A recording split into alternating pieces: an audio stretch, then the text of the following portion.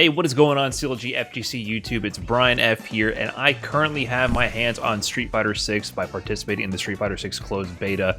And there's a lot of information going around, there's a lot of game footage, and everyone's really excited about the upcoming Street Fighter 6 release. But today, what I wanted to go over with you guys is just the basics of the Street Fighter 6 drive system. That's really what makes this game tick, what makes it so unique from every other iteration of Street Fighter. And honestly, there's a lot to digest. So with this video, we're going to go over the absolute basics of the system to familiarize you with all the mechanics so that you're ready for Street Fighter 6 when it finally releases to the public. So let's go ahead and get on into it. All right, so here we are in Street Fighter 6 training mode, and you can see here there's a lot of information on the screen, but the drive meter is what we're going to focus on today. It is the meter beneath the life bars. It's the 6 bars that go from sort of that yellow to lime green. That is the drive meter. This meter starts at max at the beginning of every round. So if you have no drive meter when a round ends, when the next round begins, it will be full. And it is tied to a lot of mechanics in this game, so we're going to break down all the individual mechanics that it's tied to. The first one, of course, is your basic overdrive. So here I have like Jamie's Rekka, quarter circle forward punch. It does do a standard Rekka sequence if I go into it while they're getting hit. But I could also instead do EX Rekka. Or by EX, I actually mean overdrive in terms of Street Fighter 6. All of your special moves can be enhanced with the overdrive meter, using the drive meter. It takes 2 of the drive meters away, and they have different properties like more damage or different juggle points, or allow you to combo after. Just different properties that you can choose to apply when you want to use them in a different way. Very common example, for example, is DP, your Dragon Punch. EX or Overdrive Dragon Punch will be invincible, where the regular Dragon Punch will not be invincible. A basic example of using your drive meter in Street Fighter 6. And I think that's pretty average for a Street Fighter player to understand that. It's pretty much what EX was in previous games. One difference here is, though, if you look in the bottom left, you see that there's a super meter down there. I have 3 super meters. Your supers are no longer tied to your overdrive or EX moves, so they're independent of each other. If I want to use a super, here's my level 1 super, it does take one of those super meters away. The super meter does not regenerate between rounds, it builds up naturally over time, and if you use it, it goes away. But your overdrive moves replenish at the end of every round. So you're incentivized to be a little bit more free with your drive meter usage and use more EX moves, whereas the supers you might want to save for the right moment to cash out. Okay, next mechanic tied to the drive meter is the drive reversal. This is very much similar to the Street Fighter V V reversal. When you're in block stun blocking a move, you can press heavy kick and heavy punch and forward to push them off you with the drive reversal. It doesn't always work. If you do it late or you do it on a move that's very fast with little block stun, they'll actually block it. But it's good for heavy moves to block and push them off of you. It does take 2 drive meters to use, so use it sparingly, but it's good for defensive applications, or people are trying to build space out of the corner. You can just immediately shut them down, right? And then knock them down and get your own pressure started right after. So good for defensive and good for maintaining positional control. I haven't experimented with this mechanic too much because there's a lot of other defensive options, but it's good to have in your back pocket. Okay, and the next mechanic we have tied to the drive meter is, of course, the drive parry. This is an interesting take on the parry mechanic. It's a little bit more similar, I think, to Street Fighter V, like Alex V-Trigger 1 than Street Fighter 3. It's a mix of both, really, because it has this mode where you can just hold the parry down, and if you're holding the parry down, it just allows you to absorb infinite hits, right? So as you're activating the parry, the first activation takes half of the drive meter, but you can just continue to hold it and it'll just drain your meter as it goes down. However, as you're holding it, if they come in contact with you, it actually quickly builds up your meter very fast. So if we're down on drive meter and then they start attacking you, you see how fast it builds up your drive meter. If you're holding the parry, it doesn't really give you that much more frame advantage. For example, if I block this sequence from Luke here, you can see in the bottom it says I'm plus 14, so I can punish him with a combo pretty freely after blocking this. But if I parry it instead, I'm also plus 14, so it doesn't really change the frame advantage when you block things. However, the key difference here is if I block moves, it actually depletes your drive meter, right? So your drive meter is very important, so you always want to have as much drive meter as possible. But if I parry it instead, I build drive meter, right? Like I showed before, if you're down on drive meter and you parry something, you actually build it back. So that's a big incentive to parry things rather than block it, even if the punishes are the same if you parry or block. However, Of course, there is a difference, right? There is a difference in the fact that you can go for a perfect parry. So let's see if I can land this. You'll know when I get the perfect parry. There it is. Okay, you saw the big slowdown, the big flash, the ink effects. That is a perfect parry. A perfect parry is definitely difficult to land. You have to time it appropriately. I believe it's like a 1 to 2 frame window where you press the parry right as the attack comes in contact with you, and it activates a big slowdown, and you definitely get a guaranteed punish. You have a lot of frame advantage on perfect parries, and that's your opportunity to do big damage, really.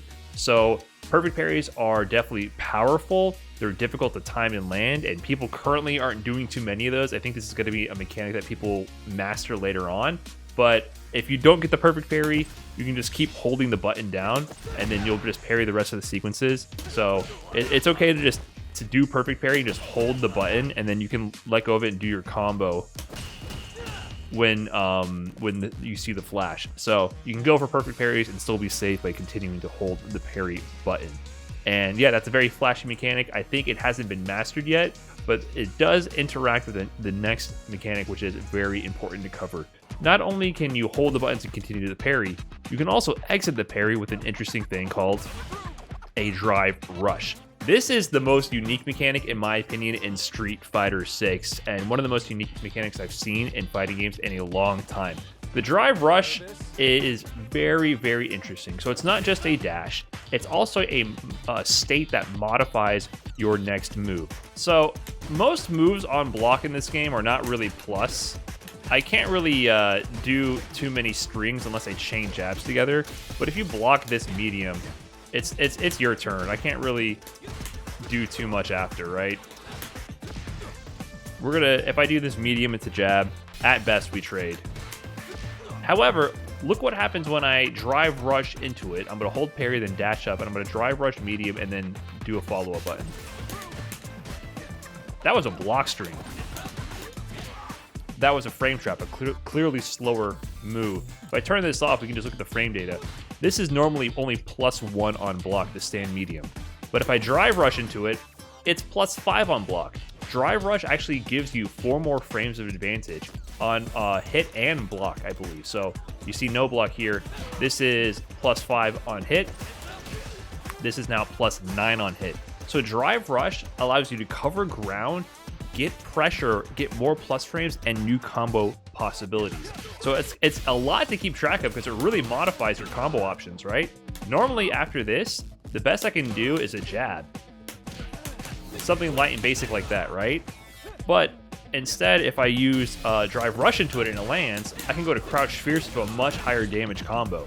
So it actually does modify the combos you get and the block strings you can do, and it allows you to do it from a far way away. And a lot of things can be modified by this. Think about this overhead. This is an overhead. It's only +1 on hit. I can't get a combo after it. But if I do drive rush into it, remember, it'll be +5. I can do drive rush overhead from like full screen away, and it'll be plus on hit. I can get a combo after it. And of course, if they block it, normally this overhead is -3. It's not punishable really, but it's not plus. Drive rush overhead +1. I can keep my pressure going from the drive rush overhead. And if the person tries to counter with one of their fast buttons, I'll counter hit them because I move first. So drive rush really is very, very important for keeping your pressure because there's not many plus frames in this game, and it gives you more plus frames at the cost of meter.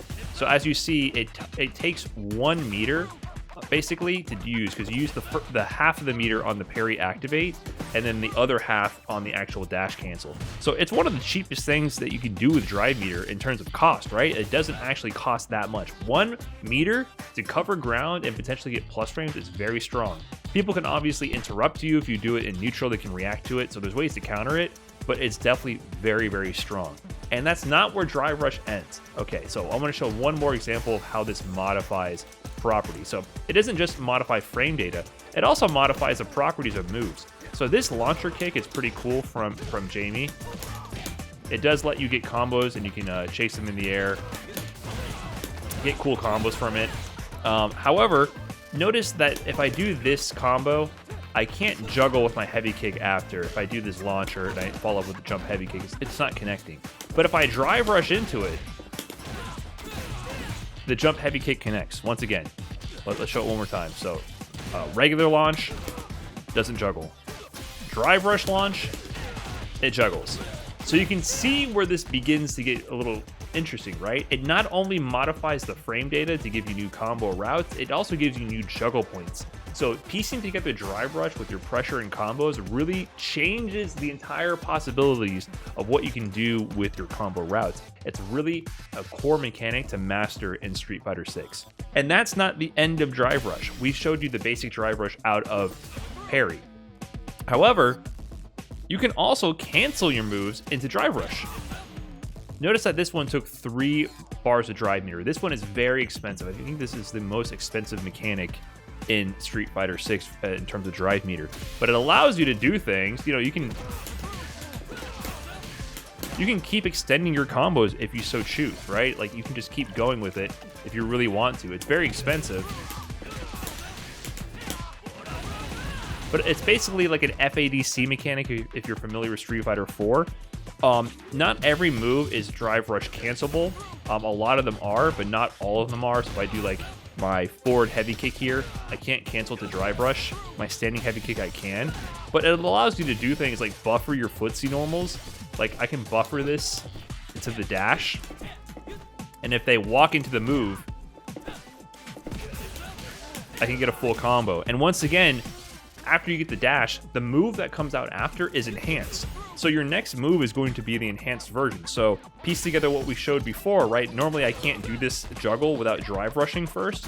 So I can buffer in neutral my medium kick. If it connects, drive rush enhance, get the extra juggle, do a full combo. So it is expensive to do, but it's very powerful for making your pokes very dangerous, and also allows you to just extend your combos, right? So if I get just like a basic combo going, I can do things just like...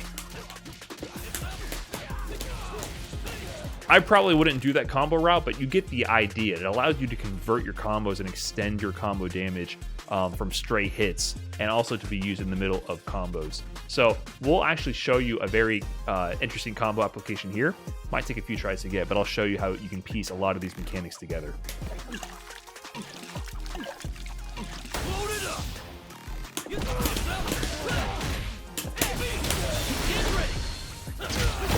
Come on, it's time to train.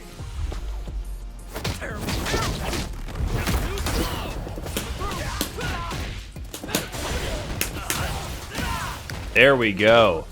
So that one was pretty heavy. It uses all of my drive meter and all of my CA meter, but it features a drive cancel, like a drive rush cancel from a normal in the beginning to get the party started, uses the enhanced juggle properties to keep the juggle going, and then after the level 3 super, I also did a drive rush right after, drive rush up, get the enhanced launcher once again. So use both the drive rush cancel from a normal and the drive rush from an empty parry to keep the combo going and to really piece these mechanics together. And you saw at the end there, I used up all my drive meter and I went into an interesting state. We'll cover that in a second after we go over the last drive mechanic. Drive impact. This is going to be the big one that people are going to be complaining about week 1, month 1. It's going to be also the fun mechanic for, you know, I think casual and beginner players are going to have a lot of fun with this, and maybe have some gripes with it, but there is counterplay to it, and, you know, I'll show you a bit of that. We're going to talk about drive impact.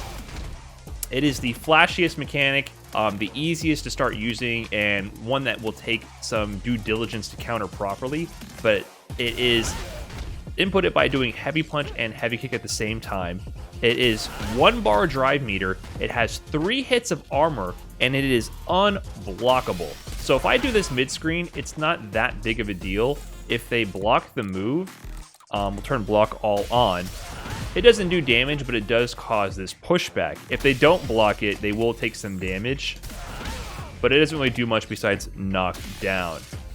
However, it starts to get a bit different if they start to press some buttons into it. So here Luke is going to do some buttons, approach, and I'm going to drive impact. So there you go. He was able to armor break because he did 3 hits in that sequence. So it does have 3 hits of armor. But if he does less buttons, let's see how that turns out. There you go. Big flash and then a crumple effect there. So you can imagine what that means for the opponent if they get hit by this. It means big combo time, right? It's an easy to do move. You just press the 2 buttons. It has multiple hits of armor. It's unblockable, right? And leads into a full combo if they actually get counter hit. And here's the kicker. It actually gets worse the closer you get to the corner, because if you get them close enough to the corner, so even if they block the move when they're near the corner, you saw there that crush? If they're in this corner, you get a combo. They can't block this. This is them with all block on. You actually cannot block this move. So it seems pretty strong, right? It's unblockable, forces combos in the corner, creates pushback mid-screen, armors through moves. You know, if they try to get through, they can't, right? So it seems like a very, very strong mechanic, and it kind of is. However, there is a decent amount of counterplay to this, and you can deal with it appropriately, and I'll show you a little bit of that right now. Okay, so this is obviously the worst situation when you're in the corner and they're hitting you with drive impact. You really don't want to get hit by that. If you try to press a button, they might counter hit you, get a full combo. So how do you deal with this situation? Well, of course, there's one option, which is drive impact right back. If you are not committed to any action, you can immediately just drive impact on return and reaction and turn it around. You get the extra slowdown, extra damage. It's really satisfying to do. So if you're waiting around, you can just actually react to it in time. You can also cancel into it from your normals.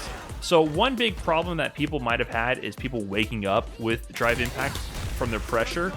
You can simply do structured pressure, where you pressure with your jabs that you chain together and then react if they do drive impact. So I'll show you what that looks like. So I'm gonna knock Luke down here and I'm gonna try to pressure him after, and he's gonna wake up with drive impact. So you can simply chain enough jabs together if you're fast enough, and you can actually interrupt it. But if you don't do it properly, you can end up making a mistake, like doing jab to medium. It might end up getting you drive impacted on wake up. But if you don't commit to a certain type of normal, like you can cancel almost every normal into drive impact, right? So I can't do like my towards heavy kick into drive impact. I can't do my crouching heavy kick to drive impact, but a lot of my normals I can do into drive impact. So knock them down, pressure them with normals. If they woke up drive impact, react to it and cancel your normals into drive impact, and you turn the tides here, and you simply smoke them for being foolish enough to try to use this move in this situation. So definitely something you need to be aware of, but you can 100% counter it if you're ready for it. So another counter is just, doing enough hits. Certain moves might do them fast, like Jamie's Fierce Punch, just 3 hits in a row, which is very good for just canceling and breaking the drive impact, so that's one option. You can also throw it. It can be difficult to be in the situation to throw it, but that is an option. And of course, you can just try to jump away and avoid it as well. But this makes committing to big buttons in neutral a little dangerous, because if I did this and I committed to this towards heavy kick and he woke up drive impact or did it in neutral, I am going to get smoked for it. So it's something to keep in mind of, to be aware of at all times. And I think this will cause a lot of grief with some players when they're first starting out, and even experienced players, but it definitely has a lot of counterplay, and it's an interesting mechanic to use. You can use it to blow through certain strings, blow through fireballs, and just catch people off guard, cancel normals into it, put them in the corner, go into a combo if they're not ready for it. It keeps you on your toes at all times. So definitely an interesting mechanic to look out for, and one that is very powerful.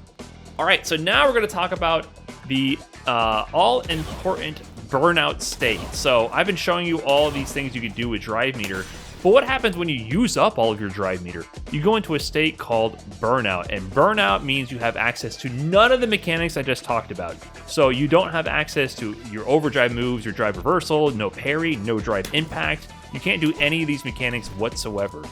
So you're significantly weaker in that regard. You also move slower, but not only do you move slower, you also take more plus frames. When people attack you, your plus frame, they are more plus when they attack you as well.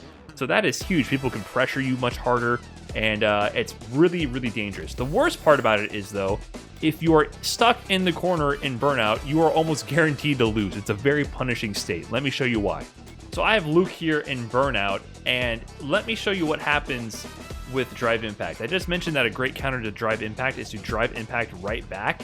You lose that option to counter Drive Impact, which means you can only throw it or avoid it or use CA, your super meter, to potentially blow through it on reaction, which can be very difficult. Very, very difficult to do.